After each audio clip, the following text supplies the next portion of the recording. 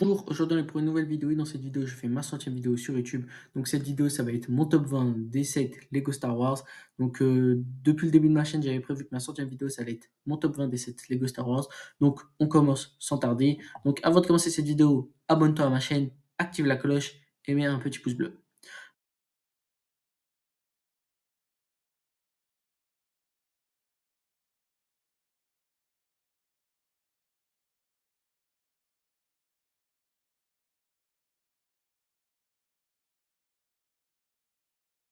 Donc le 20e pour moi c'est le 775-045. Canon anti-véhicule AV7 de la République. Donc le nom du set il est un peu long. Mais sinon, ça reste un très très beau set. Le canon, franchement, rien à dire. Les pattes du robot, elles auraient pu être peut-être un peu plus grosses. Les figurines, Plo Koon, franchement, rien à dire. Les deux clones, rien à dire aussi. Le Droideka, peut-être il aurait pu avoir un peu plus de volume, comme dans le set 75092, qui est le 19e dans mon classement. Là, les Droideka ils vont avoir beaucoup plus de volume et les pistolets sont beaucoup plus stylés. Donc là, le vaisseau, franchement, rien à dire. Peut-être qu'il aurait pu avoir un peu plus de volume et peut-être aussi un peu plus de couleurs. Sinon, les figurines, les trois droïdes, rien à dire. Obi-Wan en mode jeune, j'aime pas trop. Anakin aussi en mode jeune, j'aime pas trop. Le pilote, stylé, franchement. R2D2, bah, c'est R2D2, hein. Et les droïdes K, bah là, cette fois-ci, ils ont beaucoup plus de volume, donc j'adore. Le 18e pour moi, c'est le 775-191 Jedi Starfighter avec l'Hyperdrive. Donc ce set-là, c'est peut-être resté pendant longtemps mon préféré set Lego Star Wars. Mais donc cette fois-ci, je l'ai mis en 18e parce que quand on le voit, bah, il n'est pas impressionnant ce set. Donc l'Hyperdrive, franchement, stylé. Le vaisseau, je préfère ce vaisseau-là que celui de 2022. Les, les figurines, franchement, rien à dire. Obi-Wan, Boba Fett, Jango Fett et le robot d'Obi-Wan, rien à dire. Le 17e, pour moi, c'est le 775-149 X-Wing Fighter de la Résistance. Donc là, on va avoir un très très beau vaisseau. Si on compare à celui du Naboo Starfighter, bah, là, ça n'a rien à voir. Donc le X-Wing, franchement, super bien fait. Là, il y a vraiment beaucoup de couleurs. Il donne vraiment envie d'acheter. Les figurines, Podin Brown, un Flame Trooper et celui qui ressent la force, plus PP8, franchement rien à dire. Donc c'est vraiment le combo idéal. C'est incroyable, franchement. Le 16e pour moi, c'est le 715-106 Imperial Asokari. Donc là, on va avoir 4 T-Fighter mini et un gros vaisseau. Donc là, le vaisseau, franchement, la construction, elle est super stylée. Par contre, les figurines, c'est le gros problème de ce set. Elles ont vraiment pas de. Il faut vraiment être fan de Star Wars Rebelle pour aimer les figurines. Donc moi, je suis vraiment pas fan de Star Wars Rebelle. Je déteste cette série. Le 15e pour moi, c'est le 10 236, le village des Ewoks. Donc le village des Ewoks, le gros problème dans ce set, c'est la date de sortie 2013. Donc ce set-là, franchement, il est vraiment vieux et je trouve que c'est le gros problème. Donc la construction comme ça, franchement, elle est super bien faite, mais les figurines, elles ont vraiment pris un gros coup de vieux. R2D2, si on le compare à celui du Naboo Starfighter, bah, c'est ridicule. C3PO, bah, et aussi, il n'a pas beaucoup de couleurs. Le centre de son corps, bah, là, on voit qu'il n'y a pas beaucoup de fils. Chewbacca, horrible. Et le reste des figurines, ça passe, mais c'est vraiment ancien. Je trouve vraiment ça dommage. Pour moi, le 14e, c'est le set 95-26, l'arrestation de Palpatine. Donc ce set-là, je l'ai découvert que dernièrement en 2021 ou 2022. Donc franchement, je le trouve incroyable au niveau des figurines déjà, au niveau des figurines et au niveau de la construction. Franchement, je trouve que c'est super bien représenté. J'aurais pas fait mieux perso. Et donc les figurines, franchement, rien à dire. Anakin, Palpatine en mode qui passe du côté obscur et les 4 Jedi, rien à dire. Peut-être que Mace Windu aurait pu être un peu mieux fait parce que là, son visage, il est pas très bien dessiné comparé au nouveau visage de Mace Windu. Donc le 13e, ça va être le set 75021 République Gunship. Donc ce set là aussi, c'est resté pendant longtemps mon meilleur set Lego Star Wars. Donc là, on va avoir des figurines très très stylées et le gunship, franchement incroyable. J'adore les petites boules à côté là où on peut mettre le clone. Rien à dire. Les figurines, bah là super stylé. Les clones, les anciens clones, j'adore. Et les figurines en elle-même, Anakin, Padmé et Obi-Wan, rien à dire. Le deuxième pour moi, c'est le 775-019 ATTE. Donc ce set-là, franchement, super. Donc ce set-là, franchement, super. Pourquoi? Parce que la construction, elle est super bien faite. Dommage il n'est pas un peu plus gros. Mais sinon, les figurines, j'adore. Le Jedi qui ressemble à un dinosaure, j'aime trop. Surtout qu'il fait référence à la scène de l'attaque des clones quand il meurt. Et sinon, Mace Windu, là, il est beaucoup mieux fait. J'adore ses jambes en blanc. Le clone, rien à dire. Et les deux droïdes, rien à dire aussi. Le 11e, pour moi, c'est le 775-156 Krennic Imperial Shuttle. Donc là, la construction, le vaisseau, il est super bien fait. J'adore la forme triangulaire du vaisseau.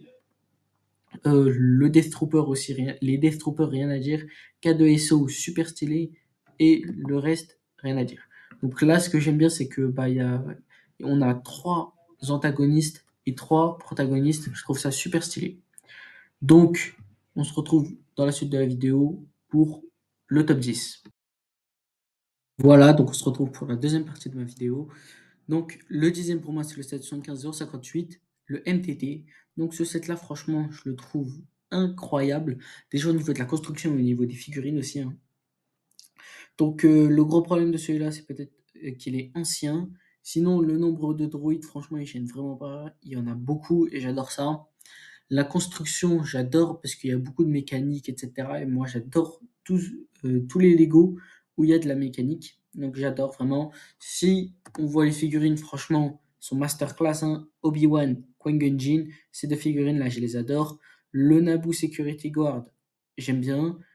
Et il y a en tout 7, 8 figurines. Donc, c'est franchement 8 droïdes. Donc, franchement, c'est assez bien. Et le PH4 droïde, bon, ce droïde-là, je sais pas, il l'a ramené d'où, mais il sert complètement à rien. Mais ça va, ça passe. Le 9e pour moi, c'est le Millennium Falcon 7592. Donc, ce Faucon Millennium, il est géant. Je crois que de longueur ou de largeur, il fait plus d'1 mètre. Donc, ce vaisseau-là, c'est vraiment un géant. Juste déjà, quand on le voit comme ça, on peut voir que c'est un géant. Les pièces, les grosses pièces de base, bah, sont tout petites dessus. Sinon, les figurines, franchement, c'est pas mal, hein. Donc on va avoir deux Han Solo, celui de Star Wars 7 et celui de Star Wars 5. C3PO et Leia aussi on les a. On a deux animaux BB-8, Rey, Finn et Chewbacca. Donc là pour le coup c'est assez bien. Je trouve que c'est super bien fait parce qu'on va avoir on va avoir le Faucon Millennium de Star Wars 7 et le Faucon Millennium de Star Wars 5 dans le même set. Donc franchement je trouve que c'est super bien réfléchi. Le set d'après pour moi c'est le 775 331, le Razor Crest. Donc celui-là c'est le Big Boss, il est vraiment géant. Et au niveau des figurines, franchement rien à dire. Donc là j'ai pas montré des images de l'intérieur du vaisseau, mais ce vaisseau-là il est géant à l'intérieur. Si on le compare à celui de, je crois que c'est celui de 2019 ou de 2020, il coûtait 130 euros. Et il était vraiment minuscule comparé à celui-là. Celui-là il coûte 600 euros et franchement, le Razor Crest en Lego, il a vraiment bien évolué. J'adore son évolution. Peut-être que je ferai une vidéo dessus. Donc les figurines, franchement, Mandalorian, super bien fait. L'animal bleu là, ou le personnage bleu, le premier prisonnier de Mandalorian dans l'épisode 1, rien à dire. Et et j'ai oublié son nom et son animal, franchement rien à dire. Et Grogu, j'adore son berceau. Le 7e pour moi, c'est la Cité des Nuages. Donc le set s'appelle Trahison à la Cité des Nuages, 75-222. Donc ce set-là, je l'adore. Pourquoi? Parce que déjà, il me fait beaucoup penser à l'Étoile de la Mort. L'Étoile de la Mort, j'adore. Pourquoi? Parce qu'il y a plusieurs pièces et il y a plusieurs pièces. Je parle des pièces et je parle de chambres. Et il y a aussi plusieurs étages. Donc celui-là, le gros problème, c'est qu'il n'y a pas beaucoup d'étages. En fait, il n'y en a qu'un seul, mais je trouve que c'est super bien fait parce que on trouve pas un manque. En fait, il y a pas assez d'espace. Non, c'est super grand et j'adore. Le nombre de figurines, franchement, c'est super bien. Le nombre de pièces, bah ça va, hein, ça passe. Sinon, les constructions à côté, j'adore le petit vaisseau rouge, j'aime trop. Et le Slav 1, j'adore aussi. Donc, si on se concentre un peu sur les figurines, bah, franchement, c'est assez pas mal. On a des soldats, on a les personnages principaux. Franchement, rien à dire. On a Dark Vador. Dark Vador, c'est l'une de mes préférées figurines Lego. Boba Fett aussi, j'aime bien. Et les Stormtroopers aussi. Là, pour le coup, les figurines, franchement, rien à dire. Donc, le sixième pour moi, c'est le Stade 75-290, la Cantina de Mos Eisley. Donc, ce set-là, je l'adore. Ça fait déjà longtemps qu'il est chez Lego. Et je trouve que ce set-là, il est super bien réfléchi. Pourquoi? Parce que déjà, de l'extérieur, la cantina, elle est super belle, et aussi de l'intérieur. Donc, l'intérieur, dommage que l'image là, elle est mauvaise qualité. On va avoir le blanc au milieu qui représente bah, là où on achète. Et en fait, on a tout, j'adore. Donc, ça, en fait, ce que j'aime bien dans la cantina de Moses, c'est qu'on va avoir ce que l'étoile de la mort n'a pas. L'étoile de la mort, elle n'a pas l'extérieur. Et elle a l'extérieur. En fait, de l'intérieur et de l'extérieur, la cantina de Moses là, elle est bien faite. Et c'est ce que j'adore dans ce set. Donc les figurines, elles auraient pu être meilleures, mais tout est là, il y a tous les personnages de la cantina, donc on peut pas vraiment critiquer. Le cinquième pour moi, c'est l'attaque de Hot, 75-098. Donc l'attaque de Hot, c'est vraiment un set incroyable. Celui-là aussi, il est resté pendant longtemps dans mon top 2, voire top 3. Donc j'adore la tourelle grise en arrière-plan. Tout est super bien fait, franchement. J'adore. Elle est sortie en 2016. Dommage qu'elle n'est pas restée un peu plus longtemps. Je crois qu'elle a été enlevée beaucoup plus tôt que l'Étoile de la Mort, même si je crois qu'elle coûtait le même prix. Donc je trouve ça vraiment dommage que Lego l'ont enlevé.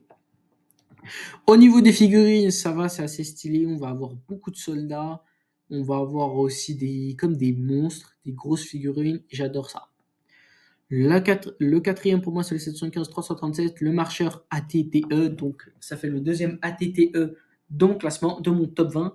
Donc, là, on va avoir beaucoup de clones et peu de droïdes, même si on a le mini droïde robot. Mais les clones, en vrai, ils rattrapent, puisque on a Cody et sa petite armée, et les droïdes, ils sont pas fous comparés aux clones. Donc, je préfère largement avoir 10 clones que de droïdes. Le troisième pour moi, c'est le 775-354, la canonnière de Coruscant. Donc là, cette fois-ci aussi, ça fait la deuxième canonnière de mon top. Donc celui-là, pourquoi je l'ai mis en troisième? Parce que déjà, la couleur de la canonnière, elle est incroyable. Vraiment incroyable. Quand je dis le mot incroyable, c'est qu'elle est vraiment incroyable. Et aussi au niveau des constructions, du style. Dommage peut-être qu'on n'a pas les petites boules à côté qui tirent des rayons laser dans le film. Sinon, au niveau des figurines, j'adore les clones dans celui-là. Euh, Exceptionnellement, je fais préférer ceux-là que les clones classiques. Sinon, Palpatine et Padmé, j'adore. Et on passe au deuxième. Et pour moi, le deuxième, c'est le 775-313, la AT-AT. Donc, ce set-là, franchement, c'est vraiment un géant de ces géants. Donc, on va avoir beaucoup de figurines, énormément de figurines et un intérieur incroyable. Regardez-moi l'intérieur. En fait, c'est une vraie maison à l'intérieur. C'est une maison, littéralement. Donc, on a une TBTT plus une maison. Franchement, incroyable. On va avoir en plus de ça 5 Snowtroopers, 2 pilotes et un général et plus Luke Skywalker. Donc, incroyable. Donc, c'est déjà le premier. Et pour moi, le premier, c'est le 7 75 159, l'étoile de la mort. Donc, l'étoile de la mort, franchement, c'est le meilleur set Lego jamais fait. Donc, pourquoi? Parce que premièrement, il coûte pas énormément cher. La AT-AT, par exemple, elle coûte 800 euros. L'étoile de la mort a coûté 500 euros. Donc, elle coûtait pas super cher comparé au 776 200, ouais, 76 269. La nouvelle tour des Avengers, ça coûte 500 euros ou 600, donc c'est à peu près c'est à peu près le même prix. Et donc, on va avoir, bah, c'est similaire et l'étoile de la mort, elle est beaucoup plus grosse et avec beaucoup plus de pièces et beaucoup plus de figurines. Non, moins de figurines, désolé.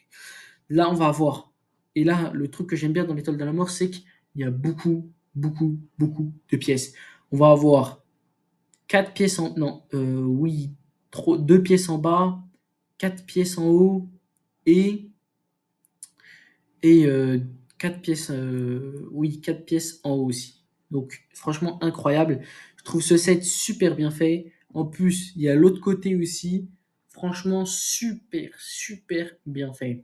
J'adore aussi toutes les figurines. Il y a presque aucune figurine qui est claquée. J'adore toutes les figurines de ce set. En plus, si on se concentre sur les figurines, il y en a énormément. Au niveau des méchants, super bien. Au niveau des gentils aussi, super bien. J'adore ce set. Donc, merci d'avoir regardé la vidéo. Abonne-toi à ma chaîne. Allez, ciao!